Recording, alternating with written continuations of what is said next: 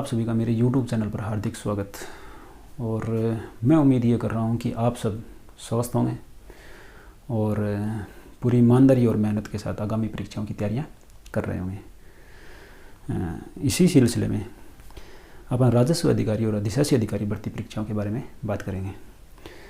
और digital platform पर आज ये मेरी पहली क्लास है, जिसमें क्योंकि ज़्यादातर बच्चे जो EORO भर्ती परीक्षा में पार्ट बी है उसको सिलेबस को लेकर, उस अधिनियम को लेकर बड़े संशय में है। और ज़्यादातर बच्चों का यही क्वेश्चन है कि 2 महीने के अंदर ये हो पाएगा या नहीं हो पाएगा। इसके पीछे भी ये कारण है कि अभी पिछले टाइम में राजस्थान में भर्तियों का सिलसिला चल रहा है। रीट का पेपर हुआ है और हाई कोर्ट का पेपर चल रहा है। फर्स्ट ग्रेड सेकंड ग्रेड वगैरह पेपर भी हुए हैं, तो इसलिए बच्चे पार्ट बी पर ज़्यादा ध्यान नहीं दे पाए। तो अपन इस वीडियो में पार्ट बी के बारे में कंप्लीट चर्चा करेंगे।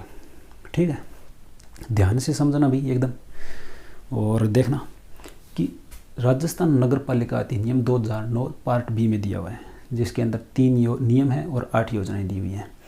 इस कंप्लीट चीज़ को अपने को करनी कैसे है, ठीक है, अपन इस वीडियो के अंदर 2 पॉइंट्स पर बात करेंगे। पहला पॉइंट तो होगा 2 महीने की रणनीति क्या होगी। ठीक है, रणनीति का मतलब ये है कि अपन स्टार्टिंग कहाँ से करें, क्योंकि मैक्सिमम बच्चों ने अभी तक पार्ट बी को पढ़ना स्टार्ट भी नहीं करा है। ठीक है, तो अपन स्टार्ट कहाँ से करने वाले हैं कि किस चीज़ से लेकर अपन स्टार्ट करें पार्ट बी को। ठीक है, और उसकी एंडिंग कहाँ पे होगी।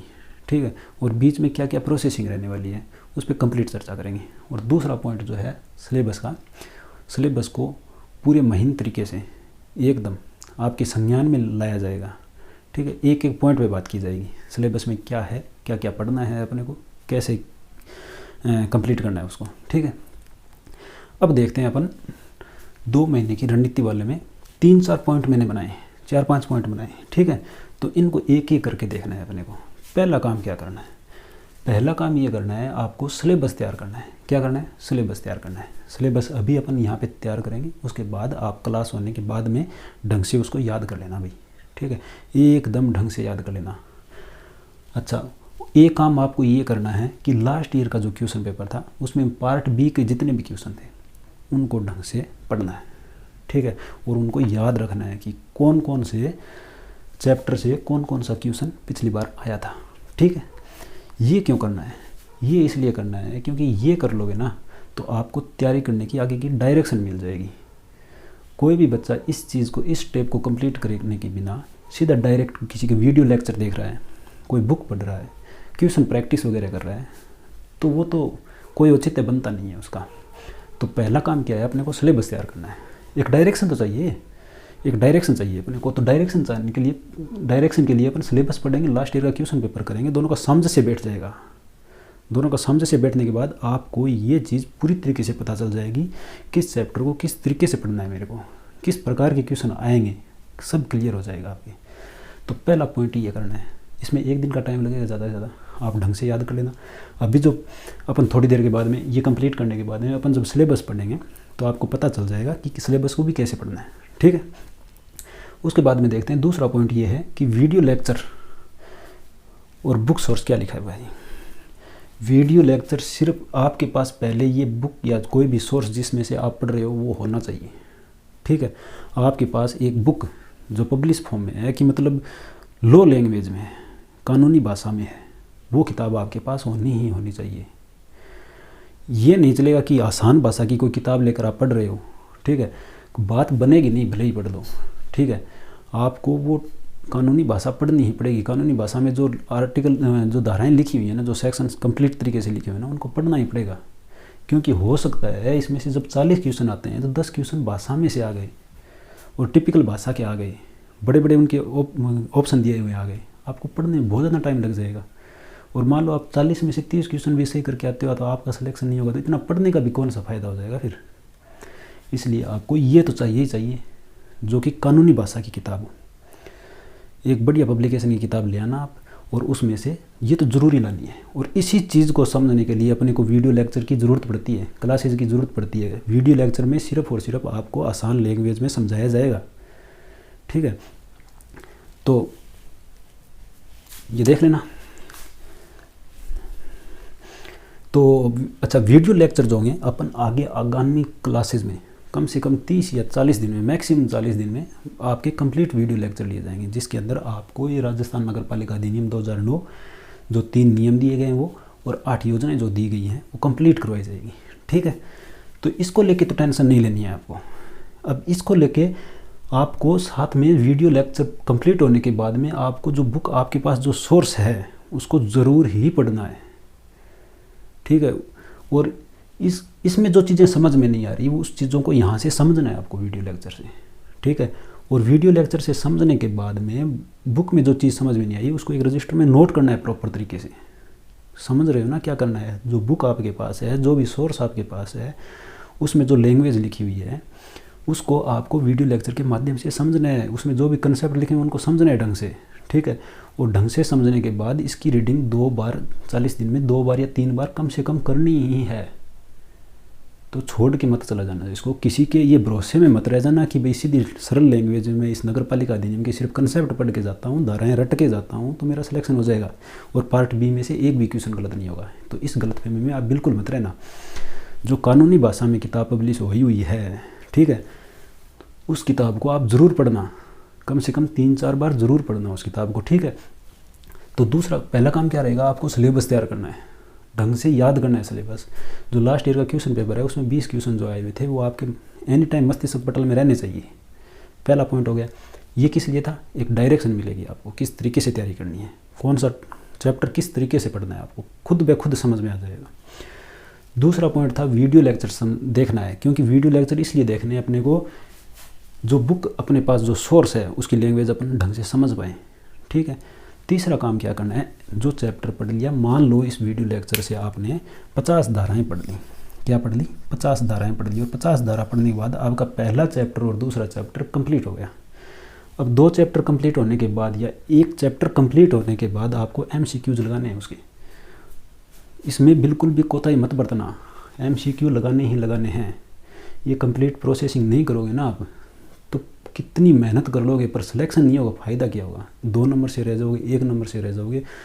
तो ऐसी तैयारी नहीं करनी है कि 4 नंबर से 5 नंबर से रह रहे हैं, ऐसा नहीं करना है। ठीक है, कंप्लीट प्रोसेस करना है। वीडियो लेक्चर, बुक सोर्स और उसके बाद में MCQ उस चैप्टर के कन्फर्म लगाने हैं। ठीक है, अच्छा, लास्ट में आपको इसके शॉर्ट नोट बनाने हैं। ठीक है, और शॉर्ट नोट का मतलब ये नहीं है, ये बिल्कुल मत समझना कि आपको जमा के हर चीज़ प्रॉपर तरीके से आप रफली भी कैसे भी करके अपने खुद के समझ में आने के लिए वो बना लेना। किसी दोस्त के शॉर्ट नोट मांग के लाके मत पढ़ना, मांगने में टाइम ख़राब करोगे, एहसान लोगे उसका और फ़ायदा उससे कुछ नहीं होगा। खुद के जब तक शॉर्ट नोट नहीं बनाओगे तो पूरी प्रक्रिया मत करना, कोई और काम करना, काम आएगा। तो MCQ ज़रूर करने, उसके बाद आपको शॉर्ट नोट्स बनाने। अब क्या करना है, साथ में आपको एक टेस्ट सीरीज़ भी ज्वाइन करनी है। टेस्ट सीरीज से आपको मूल्यांकन करना है खुद का, कहीं भीड़ वाली जगह जाके आराम से पेपर देना है, पूरी ईमानदारी के साथ पेपर देना है और आपका खुद का मूल्यांकन करना है।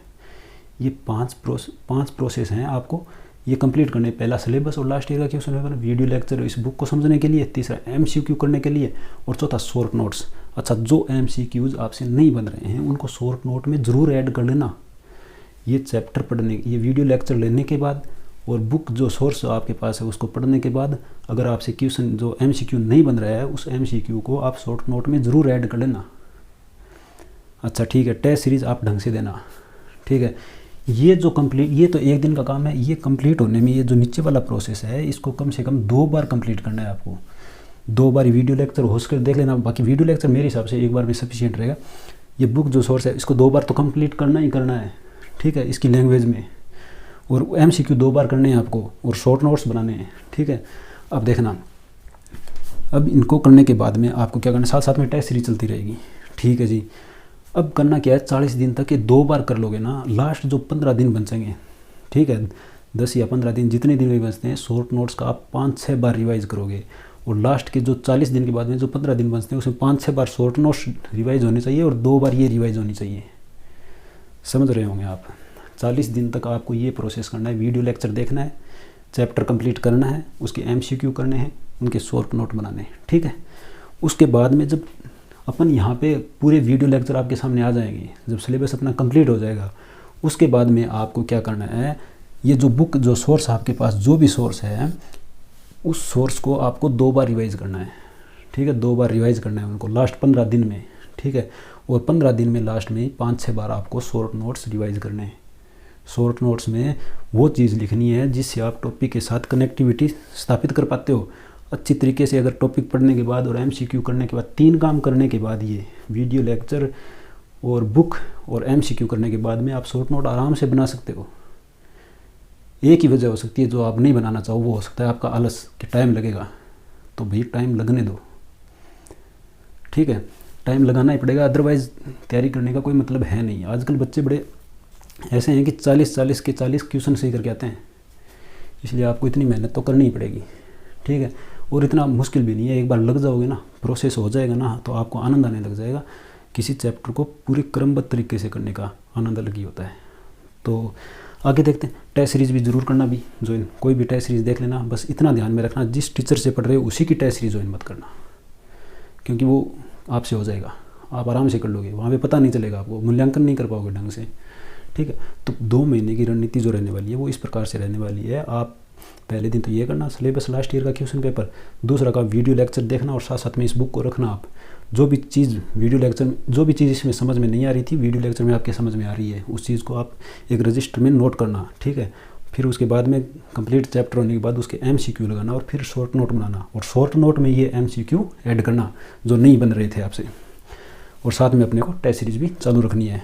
जब लास्ट में जब अपना सिलेबस कंप्लीट हो जाता है पूरा, 40 दिन लगेंगे उसमें, लगभग मैक्सिमम 40 दिन है, ठीक है। 40 दिन में कंप्लीट होने के बाद में आपको शॉर्ट नोट को कम से कम 5-6 बार पढ़ना है, और इस बुक को आपको लास्ट के 10 या 15 दिन में 2 बार पढ़नी है, ठीक है।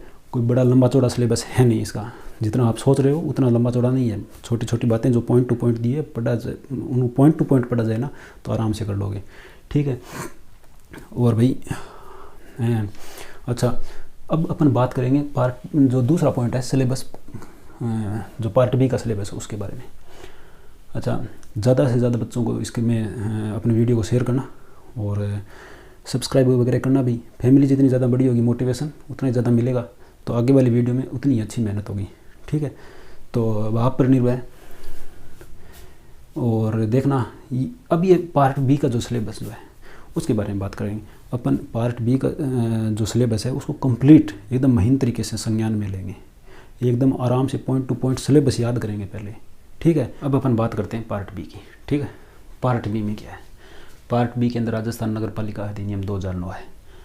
अच्छा, 3 नियम है, 8 योजनाएं, ठीक है। राजस्थान नगर पालिका अधिनियम 2009 के बारे में जो सिलेबस में लिखा हुआ है वो अपन बाद में पढ़ेंगे। पहले 3 नियम कौन से हैं, 8 योजनाएं कौन सी हैं, वो देख लेते हैं एक बार। 3 नियम जो है वो आपको दिखाई नहीं दे रहा होगा लाइटिंग की वजह से, बट मैं आपको बोल के बता देता हूँ, थोड़ा सा याद करवाने की कोशिश करता हूँ कि तीनों नियम जो है उनमें से 2 नियम 2009 का है और 1 नियम जो है 1974 का है, ठीक है। 74 का जो है वो है समान क्रय एवं अनुबंध नियम, और 2009 का है उसमें 1 नियम है कार्य संचालन नियम 2009 और 1 है वार्ड समितियों की शक्तियाँ, कर्तव्य और कर्तव्य नियम, ठीक है। स्टार्टिंग में तीनों में ही राजस्थान नगर पालिका, क्योंकि राजस्थान नगर पालिका अधिनियम पढ़ लें तो राजस्थान नगर पालिका से संबंधित है, तो स्टार्टिंग में राजस्थान नगर पालिका याद रखना है। उसके बाद में सामान क्रय एवं अनुबंध नियम, कार्य संचालन नियम और वार्ड समितियों से संबंधित तीसरा नियम है जब वार्ड समितियों की शक्तियाँ, कर्तव्य और कृत्य नियम। नाम याद होने चाहिए आपको तीनों नियमों के, ठीक है। तीनों नियम नाम याद कर लेना आराम से। और 2 नियम जो है लास्ट वाले 2009 वार्ड समितियों वाला और कार्य संचालन वाला 2009 का है, और जो समान क्रय करेंगे अपन उससे संबंधित जो अनुबंध है वो वाला नियम जो है वो 1974 का है, ठीक है। बाकी दोनों 2009 के हैं। इस प्रकार से इसको बार बार पढ़ना और नियमों के नाम याद करने की कोशिश करना, ठीक है जी।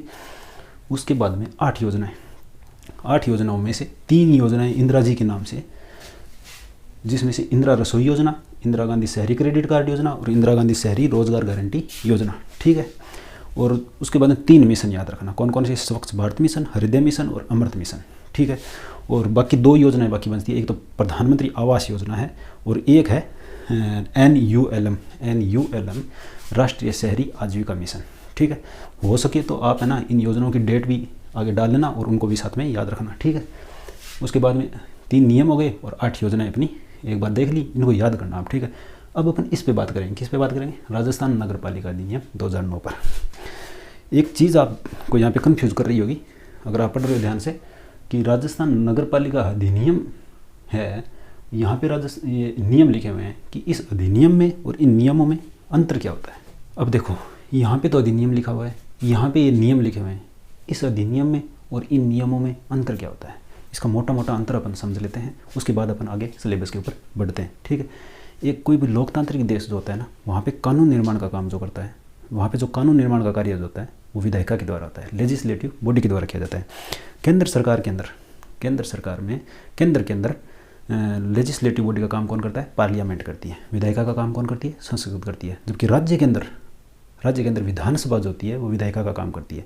तो कानून निर्माण का काम किसका हो गया, कोई भी देश है लोकतांत्रिक, उसमें केंद्र में अगर देखें तो विधायिका जो होती है ना, विधायिका जो होती है यानी लेजिस्लेटिव बॉडी जो होती है वो क्या करती है, कानून निर्माण का काम करती है। क्या करती है, कानून निर्माण का काम करती है। ठीक है, कानून निर्माण का काम कौन करती है, विधायिका करती है। अब केंद्र के अंदर कौन है, केंद्र के अंदर कौन है, संसद है, और राज्य के अंदर कौन है, विधानसभा है। और एक प्रक्रिया होती है, एक क्या होती है, प्रक्रिया होती है, जिसके द्वारा ये कानून निर्माण किया जाता है। अब प्रक्रिया का नाम क्या होता है, या ध्यान से सुनना, प्रक्रिया का नाम होता है अधिनियमितीकरण। अधिनियमितीकरण, इस प्रक्रिया का नाम होता है अधिनियमितीकरण। इंग्लिश में कहते हैं अनएक्टमेंट। ठीक है, इस प्रक्रिया में क्या होता है, इस प्रक्रिया में होता है कि संसद के अंदर, पार्लियामेंट के अंदर, और राज्य की बात करूँ तो विधानसभा के अंदर एक ड्राफ्ट या मसौदा तैयार किया जाता है। क्या किया जाता है, एक ड्राफ्ट या मसौदा तैयार होता है। एक ड्राफ्ट तैयार होता है, या हिंदी में कहते हैं मसौदा तैयार किया जाता है। क्या किया जाता है, मसौदा तैयार किया जाता है। अच्छा, इसके बाद जब इसको संसद के अंदर रख दिया जाता है, विधानसभा में जब ये आ जाता है मसौदा, तो इसको क्या कहते हैं, विधेयक कहते हैं। क्या कहते हैं, विधेयक। इंग्लिश में क्या कहते हैं, बिल। हिंदी में क्या कहते हैं, विधेयक। और जब ये विधानसभा द्वारा पारित हो जाता है, और केंद्र के अंदर देखें तो राज्यसभा, लोकसभा के द्वारा पारित हो जाता है, और राज्यपाल या राष्ट्रपति की असेंट यानी स्वीकृति मिलने के बाद ये विधेयक किसका रूप ले लेता है, ये विधेयक किसका रूप ले लेता है, ये विधेयक लेता है अधिनियम का रूप। इंग्लिश में जिसको कहते हैं एक्ट, और इंग्लिश में, हिंदी में कहते हैं इसको अधिनियम का रूप लेता है। इस प्रकार एक अधिनियम का निर्माण होता है, और ये अधिनियम ही कानून फॉर्म में अपने देश में लागू होते हैं। यहाँ तक की बात समझ में आ गई होगी। ठीक है, ये होती है अधिनियमितीकरण की प्रक्रिया। और ये काम किसका होता है, ये होता है विधायिका का काम। विधायिका अपने केंद्र में कौन है, पार्लियामेंट है, और अपने राज्य के अंदर विधानसभा है। ठीक है, यहाँ तक समझ में आ गया होगा कि एक अधिनियम का निर्माण कैसे होता है। ठीक है जी, अब रूल क्या होता है। अच्छा, यहाँ से क्या समझ में आ रहा है, यहाँ से आ रहा है कि एक मिनट में ये हटा रहा हूँ, ये मैं हटा रहा हूँ। तो यहाँ पे मैं लिख रहा हूँ कि जो अधिनियम है ना, ये जो अधिनियम है, अधिनियम का निर्माण कौन करता है, लेजिस्लेटिव बॉडी करती है। कौन करती है, लेजिस्लेटिव बॉडी करती है। लेजिस्लेटिव बॉडी कौन, या तो फिर कौन होगी, संसद होगी, या फिर कौन होगा, या कौन होगी, राज्य के अंदर क्या होगी, विधानसभा। ठीक है, यहाँ तक समझ में आ गया होगा। अब रूल क्या होता है, इस अधिनियम को किसी भी प्रदेश में, राज्य में या देश भर में ढंग से, बढ़िया बेटर तरीके से क्रियान्वयन, एनफोर्समेंट के लिए, अच्छी तरीके से क्रियान्वयन के लिए सरकार द्वारा नियम बनाए जाते हैं। क्या बनाए जाते हैं, सरकार द्वारा नियम बनाए जाते हैं। क्यों बनाए जाते हैं, इस अधिनियम को जो किसने बनाया, लेजिस्लेटिव बॉडी, संसद या विधानसभा ने बनाया है, उसके प्रॉपर एनफोर्समेंट के लिए, प्रभावी क्रियान्वयन के लिए केंद्र सरकार के द्वारा क्या बनाए जाते हैं, कुछ नियम रहते हैं, उनके द्वारा बनाए जाते हैं ये नियम। तो ये नियम किसके द्वारा बनेंगे, ये नियम बनेंगे अपनी एग्जीक्यूटिव बॉडी के द्वारा। एग्जीक्यूटिव बॉडी, कार्यपालिका शक्ति, कार्यपालिका द्वारा नियम बनाते हैं। और कार्यपालिका द्वारा नियम बनाए क्यों जाते हैं, इस अधिनियम के बेटर एनफोर्समेंट के लिए, प्रभावी क्रियान्वयन के लिए, पूरे प्रदेश में सही ढंग से लागू करने के लिए। ठीक है, यहाँ तक बात उम्मीद करता हूँ समझ में आ गई होगी। अब विनियम क्या होता है, विनियम जो होता है ना, विनियम इस नियम के अंतर्गत या इस अधिनियम के अंतर्गत कोई संस्था, कोई इंस्टीट्यूशन या फिर कोई आयोग इस अधिनियम के अंतर्गत काम करता है, कार्य करता है। ठीक है, तो वो जो संस्था होती है, वो जो आयोग होता है, वो जो कमेटी होती है, वो क्या करती है, खुद के लिए, वो संस्था जो होती है खुद के लिए नियमों का संग्रह बनाती है, खुद के लिए कुछ नियम बनाती है। उन नियमों को क्या कहते हैं, विनियम कहते हैं, खुद के लिए बनाती है। तो ये संस्था स्वयं के लिए बनाती है, संस्था स्वयं के लिए बनाए, स्वयं हेतु। तो इस चीज़ को ध्यान से समझना। जिस तरह से एक एग्जाम्पल के द्वारा मैं आपको बता देता हूँ थोड़ा सा, अगर आपकी समझ में नहीं आया हो ना तो एक एग्जाम्पल के द्वारा बताता हूँ। मानवाधिकार संरक्षण अधिनियम 1993 का जो था, मानवाधिकार संरक्षण अधिनियम 1993 का जो था, वो केंद्र सरकार के द्वारा, संसद के द्वारा अधिनियम का रूप लेता है। किसका रूप लेता है? अधिनियम का रूप लेता है। और उसके प्रभावी क्रियान्वयन के लिए कार्यपालिका जो होती है, सरकार जो होती है, गवर्नमेंट जो होती है, केंद्र जो सरकार होती है, वो कुछ रूल बनाती है, कुछ नियम बनाती है। और उसके अंदर काम करने वाली संस्था कौन है? NHRC, national human right commission, NHRC, और SHRC, state human right commission. ठीक है, ये जो होती है संस्थाएं, ये अपने लिए जो खुद के लिए नियम बनाएगी ना, वो क्या होगी? विनियम यानी रेगुलेशन होगी। अच्छा, ठीक है, तो आप इस चीज़ को ढंग से समझ गए होंगे कि अधिनियमितीकरण क्या होता है, और अधिनियम क्या होता है, नियम क्या होता है, और विनियम क्या होता है। तीनों में अंतर आपके समझ में आ गया होगा। अब देखो, राजस्थान नगर पालिका अधिनियम 2009, और ये 3 नियम है, तो कन्फर्म है कि इसके प्रभावी क्रियान्वयन के लिए ये तीनों नियम बनाए गए होंगे। और भी बहुत नहीं, अपने सिलेबस के अंदर ये 3 नियम दिए गए हैं। ठीक है जी, तो आप याद कर लेना। अब अपन पढ़ेंगे कि राजस्थान नगर पालिका अधिनियम 2009 है, उसमें क्या मामला है। ठीक है, अच्छा देखते हैं। ये जो अपना अध्याय है ना, राजस्थान नगर पालिका अधिनियम जो है, राजस्थान नगर पालिका अधिनियम जो है, इसके अंदर कुल अध्याय कितने हैं? कुल अध्याय कितने हैं? 17। ठीक है, अच्छा, धाराएं कितनी है इसमें? कुल धाराएं कितनी है? ये थोड़े से फैक्ट हैं, याद रख लेना। ठीक है, कुल धाराएं कितनी है? 344 हैं। और याद ही होंगी आपकी, काफ़ी टाइम हो गया आपको पढ़ते हुए, तो मैं उम्मीद करता हूँ कि ये चीज़ें याद होगी आपकी। अनुसूचियाँ कितनी है? अनुसूचियाँ कितनी है इसमें? अनुसूचियाँ जी देख लेना आप, अनुसूचियाँ। अच्छा है, ठीक है। अच्छा, ये लागू कब होता है राजस्थान में? ये लागू कब होता है राजस्थान में? लागू कब होता है? राजस्थान में लागू होता है 11 सितंबर 2009 को। अच्छा, 11 सितंबर 2009 को राज्यपाल द्वारा इसको एसेंट यानी स्वीकृति मिल जाती है। 11 सितंबर 2009 को राज्यपाल जी होते कौन है उस टाइम राज्यपाल होते हैं शैलेंद्र कुमार सिंह। कौन होते हैं? शैलेंद्र कुमार सिंह। और इस टाइम सीएम कौन होते हैं? सीएम जो होते हैं ना, वो इस टाइम कौन होते हैं? अशोक जी गहलोत। कौन होते हैं? अशोक जी गहलोत। याद रखना भाई, ये इतना से चीज़ें इसके बारे में याद रखना। ठीक है, अच्छा, इसमें अब क्या देखना है कि राजस्थान नगर पालिका अधिनियम अपन पढ़ेंगे। राजस्थान नगर पालिका अधिनियम में कुल अध्याय कितने हैं? 17 है।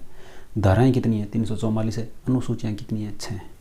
अब अध्याय, धाराएं और अनुसूचियों में अंतर क्या क्या होता है, वो चीज़ अपन जब स्टार्ट करेंगे तब आराम से देख लेंगे। एक बार सिलेबस देखेंगे। पर अब देखते हैं कि टोटल अध्याय तो यहाँ पे 17 हैं, पर अपने को कितने चैप्टर पढ़ने हैं? अपने को सिलेबस के अंदर अपने 9 चैप्टर दिए हुए हैं। एक चैप्टर ये एक्स्ट्रा अपन ने जोड़ा है, प्रारंभिक वाला। ठीक है, तो ये अपने को टोटल 17 अध्यायों में से, 17 चैप्टर में से केवल 10 चैप्टर पढ़ने हैं। 10 चैप्टर कौन कौन से पढ़ने हैं वो चीज़ आप एक बार समझ लो, और उसको याद करना आप कैसे कि कौन सा अध्याय कितने नंबर पे आता है। 9 चैप्टर हैं, वह कौन कौन से चैप्टर हैं? पहला, दूसरा, तीसरा, छठा, सातवां, कौन से चैप्टर हैं? उनके क्रमांक पता होना चाहिए कि कितने कितने नंबर के चैप्टर हैं। उन चैप्टर के नाम याद होने चाहिए। उन चैप्टर में कहाँ से लेकर कहाँ तक धाराएं आती है वो चीज़ आपको याद होनी चाहिए आराम से। ठीक है, तो देख लो कि पहला चैप्टर है जिसका नाम क्या है? प्रारंभिक। इसके अंदर सिर्फ 2-3 बातें लिखी हुई है, जल्दी से निपट जाएगा। और 2 नंबर धारा जो है ना, 1 नंबर धारा जल्दी से निपट जाएगी। 2 नंबर धारा है ना, उसके अंदर कुछ परिभाषाएं हैं, वो आप एक बार पढ़ना। मैक्सिमम परिभाषाएं आपके समझ में आ जाएगी, बट हाँ, कुछ परिभाषाएं अपन कल के सेशन में ज़रूर देखेंगे। इसके अंदर जो 2 नंबर में जो परिभाषाएं लिखी है ना, उसके बारे में अपन, जो इंपॉर्टेंट परिभाषाएं हैं ना, उसके बारे में पढ़ेंगे। ठीक है, अब देखते हैं आगे। दूसरे चैप्टर का नाम है नगर पालिकाओं का गठन और शासन, जिसमें धाराएं 3 से लेकर 50 तक आती है। नगर पालिकाओं का गठन और शासन, इसके अंदर अपन दूसरे चैप्टर के अंदर ये पढ़ेंगे कि नगर पालिकाओं का गठन कैसे किया जाता है, कितने इसमें निर्वाचित सदस्य होते हैं, कितने इसमें मनोनीत सदस्य होते हैं, और कितने इसमें पदेन सदस्य होते हैं। इसमें वार्डों का अवधारण किसके द्वारा किया जाता है, नगर पालिकाओं की सीमाओं में चेंज किसके द्वारा किया जाता है। मोटी मोटी ये चीज़ें पढ़ेंगी। और जो इसके अंदर अध्यक्ष, उपाध्यक्ष और इनके जो नगर पालिका के सदस्य जो होते हैं, उनका कार्यकाल कितना होता है, उनकी पदावधि कितनी होती है। ठीक है, और शपथ कैसे लेते हैं, ये सारी चीज़ें अपन नगर पालिकाओं का गठन और शासन इस चैप्टर के अंदर पढ़ेंगे। तीसरे चैप्टर का नाम है कार्य संचालन और वार्ड समिति, जिसके अंदर धाराएं 51 से 66 तक आती है। ये जो चीज़ें लिखी है याद होनी चाहिए आपको। कार्य संचालन और वार्ड समिति वाले चैप्टर में अपन क्या पढ़ेंगे कि नगर पालिका जो बोर्ड है उसमें जो बैठकें होती हैं उनसे संबंधित उपबंध क्या है, ठीक है, और वो बैठकें किस प्रकार से काम करती है, और पूरी नगर पालिका की जो पॉपुलेशन है उसमें जो सदस्य हैं सारे, उनको क्या क्या अधिकार है, क्या क्या विशेष अधिकार है, उस चीज़ के बारे में अपन इसमें बात करेंगे। वार्ड समिति के बारे में बात करेंगे कि वार्ड समिति कैसे बनाई जाती है, कौन कौन सदस्य इसमें होते हैं, कितने सदस्य होते हैं, ये सारी चीज़ें अपन इस चैप्टर में पढ़ेंगे। अच्छा, चौथा चैप्टर का नाम क्या है, नगर पालिका संपत्ति। अच्छा, नगर पालिका संपत्ति क्या होती है, नगर पालिका के अंडर आने वाली, नगर पालिका की भूमि हुई, नगर पालिका के भवन हुए, नगर पालिका के कॉम्प्लेक्स हुए, ठीक है, नगर पालिका की बेंचेज हुई, कुर्सियाँ हुई, अग्निशामक यंत्र हुए, दमकल केंद्र हुए, सारी की सारी जो प्रॉपर्टी जो नगर पालिका के अधीन आने वाली है उसको नगर पालिका की संपत्ति कहते हैं। और किस प्रकार ये भूमि का अर्जन कर सकती है, किस प्रकार भूमि को धारण कर सकती है, उस सारी चीज़ें इस चैप्टर में अपन आराम से डिटेल में पढ़ेंगे। अच्छा, 5 नंबर चैप्टर का नाम क्या है, नगर पालिका वित्त व नगर पालिका निधि। इसके अंदर अपन राजस्थान का जो वित्त आयोग है उसके बारे में बात करेंगे। राजस्थान वित्त आयोग जो है उसकी बात करेंगे, और राजस्थान वित्त आयोग की जो सिफारिशें हैं वो नगर पालिका के लिए क्या क्या होती है, वो चीज़ किस प्रकार की सिफारिश होती है, उनका क्रियान्वयन कैसे किया जाएगा, वो चीज़ें अपन इसके अंदर पढ़ेंगे।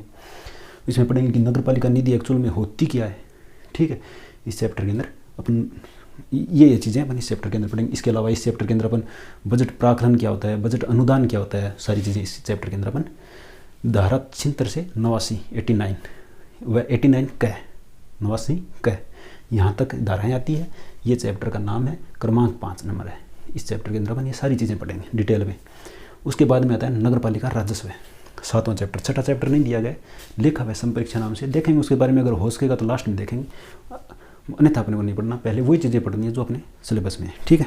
टाइम नहीं है, टाइम बहुत कम है अपने पास, तो पॉइंट टू पॉइंट बात करते हैं। नगर पालिका राजस्व जो है 7 नंबर चैप्टर, इसके अंदर नगर पालिका, इस चैप्टर का आप नाम ऐसे ही याद रख लो, ठीक है। इसको अपन दूसरा नाम ये दे सकते हो, टैक्सेस, यानी कर। कौन से अध्यारोपित कर होंगे, कौन से बाध्यकारी कर होंगे, ठीक है। ये सारे प्रकार के कर की जो बात होगी ना, वो राजस्व में, नगर पालिका राजस्व अपना कैसे करती है, ठीक है, राजस्व कैसे कलेक्ट करती है, उस चीज़ के बारे में अपन इसके बारे में इस चैप्टर में पढ़ेंगे, ठीक है। इसके बाद में 11वां चैप्टर है नगरीय विकास है, नगरीय योजना। नगरीय विकास में, नगरीय योजना में क्या होगा, जो मास्टर योजना होगी उसकी क्या प्लानिंग होगी, नदी नाले कहाँ से कैसे बनेंगे, ठीक है, सारी चीज़ें अपन इसमें, एक मास्टर प्लानिंग होती है, उसके तहत नगर का विकास किया जाता है, ठीक है। उनसे संबंधित क्या क्या उपबंध है वो सारे इस चैप्टर के अंदर पढ़ेंगे। धाराएँ 159 से 199, 159 से 199, ठीक है। अब 12 नंबर यानी 12 नंबर का जो चैप्टर है उसमें नगर पालिका की शक्तियाँ और अपराध। नगर पालिका के पास टोटल शक्तियाँ कितनी हैं, क्या शक्तियाँ हैं नगर पालिका के पास, क्या क्या कर सकती है वो सारी चीज़ें देखेंगे। अपराध क्या क्या है इसके अंदर वो सारे, जिस तरह से शक्तियाँ, मेरे कहने का मतलब यहाँ से गाँव से कोई सड़क निकल रही है, कोई घर बीच में आ रहा है, उसको हटाने के लिए नगर पालिका के पास कितनी शक्ति है। कि नाली का जो नक्शा बनाना है, नगर उससे संबंधित नगर पालिका की कितनी शक्ति है कि कहाँ से होकर कहाँ से नाली गुजरेगी, ठीक है, शहर में। तो इस प्रकार की जो शक्तियाँ होती है, और अन्य चीज़ें भी होगी। अध्यक्ष के पास क्या शक्तियाँ होती है, और इससे संबंधित जो अपराध होंगे वो अपन इस चैप्टर में देखेंगे। 200 से 297 सबसे बड़ा चैप्टर है और सबसे इंपॉर्टेंट चैप्टर भी है। क्या है सबसे इंपॉर्टेंट चैप्टर, ये इंपॉर्टेंट चैप्टर है। सारे चैप्टर इंपॉर्टेंट है, सब चैप्टरों में से क्वेश्चन आएंगे, तो इंपॉर्टेंट सारे महत्वपूर्ण चैप्टर है। किसी को भी ये नहीं है कि ये ज़्यादा महत्वपूर्ण है, बड़ा चैप्टर है थोड़ा सा बस। एक ये अभियोजन और वाद, 13 नंबर का चैप्टर का नाम है अभियोजन और वाद। अभियोजन का मतलब होता है कि मुकदमा कह सकते हो आप, कि नगर पालिका के पास, नगर पालिका अभियोजन कर सकेगी, नगर पालिका मुकदमा कर सकेगी किसी पर, किसी चीज़ को लेकर वाद चला सकेगी उसके ऊपर, ठीक है। और लास्ट होता है नियंत्रण। नगर पालिका कहाँ का नियंत्रण होता है, कैसे किस प्रकार नियंत्रण होता है, वो अपन इस चैप्टर में पढ़ेंगे। इसमें धाराएं 309 से 327, इसमें 298 से 308। तो अब ध्यान से समझना, जो 10 चैप्टर लिखे ना अपन, 10 चैप्टरों के क्रमांक याद होने चाहिए, नाम याद होने चाहिए, धाराएं कहाँ से कहाँ तक आती है आपके याद होने चाहिए। कल क्लास लेने से पहले ये सारी चीज़ें आप याद कर लेना। अच्छा, उसके बाद में देखते हैं याद करने का एक छोटा सा तरीका मैं बता देता हूँ कि 1 से 5 क्रमांक, ठीक है। 7 नंबर को भूल जाओ आप एक बार, 7 नंबर को भूल जाओ। लास्ट में अपन 17 चैप्टर है, 17 में से सिर्फ 14 तक ही जाना है अपने को, उससे आगे नहीं जाना। और स्टार्टिंग 1 से करना है, 1 से 5 तक कंटिन्यू होता है, फिर 11 से 14 तक कंटिन्यू जाना है। 1 से 5 फिर 11 से 14 तक कंटिन्यू जाना है, ठीक है। तो 1 से 5, 11 से 14, बीच में एक चैप्टर नाम हो जाता है नगर पालिका राजस्व। 7 नंबर का चैप्टर है, 101 से 140 तक धाराएँ आती है और उसमें टैक्स यानी कर की बातें करेंगे, कौन से अध्यारोपित, कौन से बाध्यकारी कर, इतनी इन्फॉर्मेशन इसके बारे में याद रखना आप, ठीक है। बाकी सारी धाराएँ याद कर लेना। देखो कैसे याद करने का तरीका, यहाँ से कंटिन्यू याद करना है, 1 से 2 से 50 से 66 से 75 से 89, ठीक है। उसके बाद में इसमें अपने अलग से याद किया 101 से 140, ठीक है। यहाँ पे 11वें चैप्टर से फिर 99 दोनों में आ रहा है, 999 वगैरह आ रहा है, तो 159 से 199 ऐसे याद रह जाएगा कि बाद में जो कंटिन्यूटी टूटी थी अपनी 1 से 5 तक कंटिन्यू आए थे, कंटिन्यूटी टूट गई थी, फिर 11 नंबर से स्टार्ट किया था, वहाँ से अपने को जो नई स्टार्टिंग करी थी 11 से 14 तक गए थे अपन, तो 11 नंबर का जो चैप्टर था नगरीय विकास व नगरीय योजना वाला, उसमें 99 वगैरह वाला मामला था, तो 159 से 199 तक धाराएँ इसमें आती है, ठीक है। उसके बाद में 9 ये होगी। और सबसे बड़ा चैप्टर 12 नंबर नगर पालिका शक्तियाँ और अपराध। शक्ति क्या होती है, अपराध की, तो सबसे बड़ा चैप्टर ही होती है, तो इसके अंदर 200 से 297 याद रह जाएगी नॉर्मली।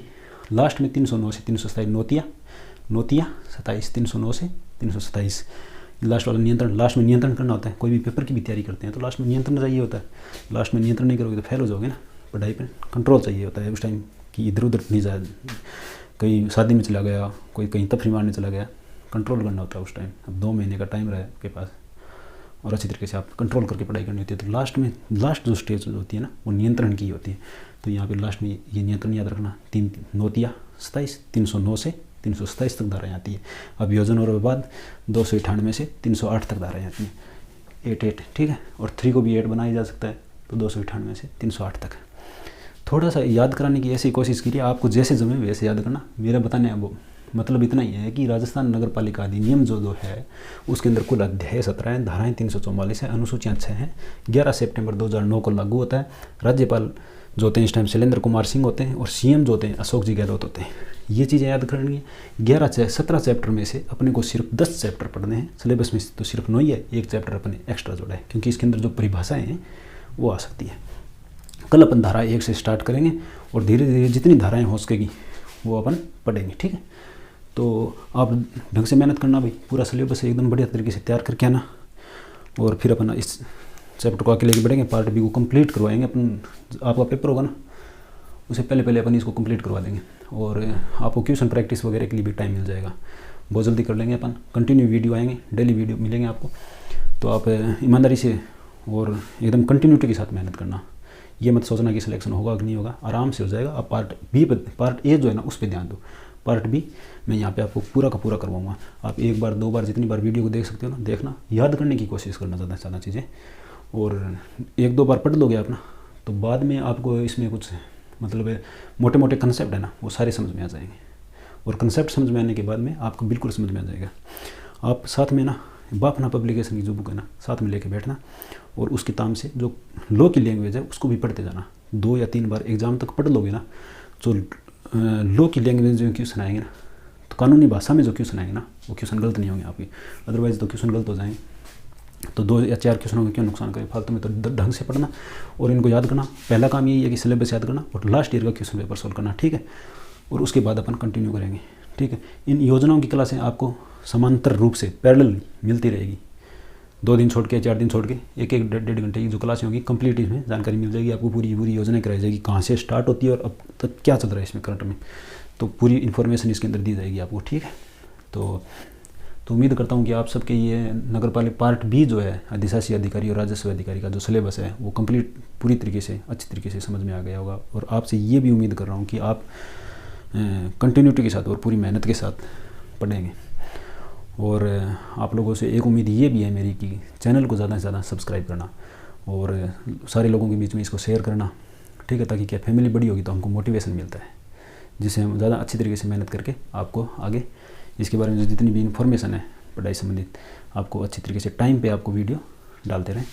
तो धन्यवाद भाई सबको अपना कीमती समय देने के लिए, और जय हिंद।